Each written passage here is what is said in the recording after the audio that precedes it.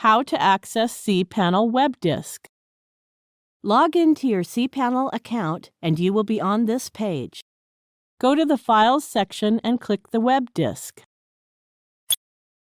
Scroll down to the table Manage Additional Web Disk Accounts. It enlists the web disk accounts you have created. Click the Configure Client Access.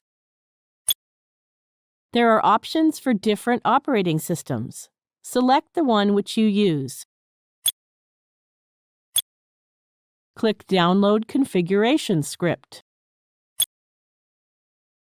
The browser takes some time to download the configuration script.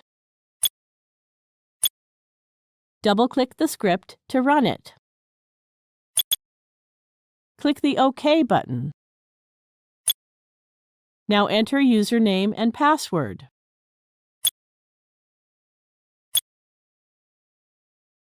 Click OK.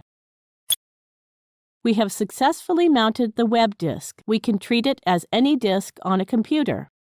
There are already files and a folder on the web disk to show as an example.